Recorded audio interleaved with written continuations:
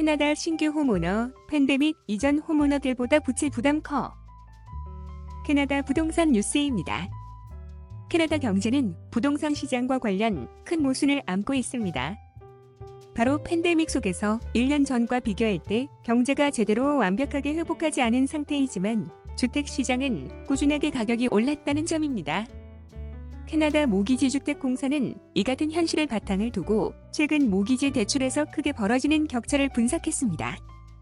새롭게 시장으로 빠져나가는 모기지 대출 데이터를 분석해서 잠재적 부채와 관련된 캐나다 주택시장 금융세계의 취약성을 파악하겠다는 것입니다. 주요 분석 포인트는 신규 모기지 대출의 출발점과 대출자들의 위험도, 경제적 기반 등 세 가지입니다. 주요 조사 결과를 보면 캐나다의 신규 모기지 대출자들은 팬데믹이 시작됐을 때보다도 좀 더 크레딧 점수가 좋았습니다. 그리고 모기지 대출을 받을 수 있는 소비자들과 그렇지 않은 소비자들 사이에는 점점 더 격차가 벌어지는 것으로 나타났습니다. 게다가 신규 모기지의 평균 규모가 빠르게 커지면서 향후 호모너들의 집장만 접근성에도 큰 격차가 생길 수 있을 전망입니다. 마지막으로 신규 호모너들은 현재 자신들의 소득과 비교할 때 큰 모기지 부채 부담을 안고 있습니다. 이는 코로나19 팬데믹 이전의 주택을 장만한 호모너들과 비교했을 때 나온 결과입니다. 이 보고서는 코로나19 팬데믹은 캐나다 주택 금융 환경에 큰 영향을 미쳤습니다. 우리는 모기지 부채가 전국적으로 불균형 상태로 커지고 있다는 점을 보고 있습니다. 모기지가 아닌 부채는 전국 광역 도시에서 2019년 4분기에서 2020년 2분기까지 오히려 줄었습니다. 라고 설명했습니다. 이 같은 맥락에서 볼 때 모기지 대출자들의 수치는 줄어들 것으로 전망됐었습니다. 하지만 전체 모기지 거래 수치는 2020년 세계 분기 동안 무려 27만여 건이나 됐습니다.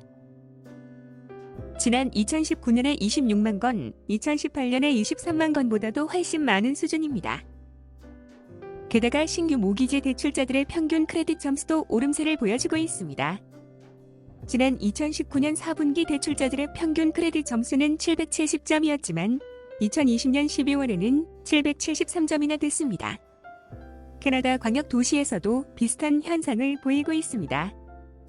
비중을 보면 신규 모기지 대출자 가운데 크레딧 점수가 700점을 넘는 경향이 팬데믹 이후 더욱 늘었습니다. 지난 2019년 4분기에는 85.3%였지만 2020년 말에는 86.1%가 됐습니다. 반면 캐나다 경제는 아직 완전한 회복세를 보여주지 않고 있습니다. 주택 장만과도 밀접하게 관련된 일자리 회복세를 보면 잘 알 수 있습니다. 전국 광역 도시의 2019년 4분기와 2020년 4분기 사이 일자리 변화를 보면 밴쿠버는 무려 마이너스 6만 2천여 개를 보이고 있습니다. 토론토에서는 마이너스 8만여 개, 오타와가 마이너스 6만 천여 개 등입니다. BC 주인근 에드먼턴도 마이너스 4만 3천여 개, 캘거리가 다시 5,600여 개 등입니다. 전국 주요 도시 중에서는 헬리팩스가 2,700여 개로 조금 늘었을 뿐입니다. 전국적으로 모기지가 크게 증가한 시기는 팬데믹 시작 이후에는 2020년 4분기로 파악되고 있습니다. 주요 광역 도시를 볼 때 해밀턴에서는 20%, 오타와가 16%, 토론토가 14% 늘었습니다. 이상 캐나다 부동산 뉴스였습니다. 감사합니다. 부동산 밴쿠버 코리아나리W.com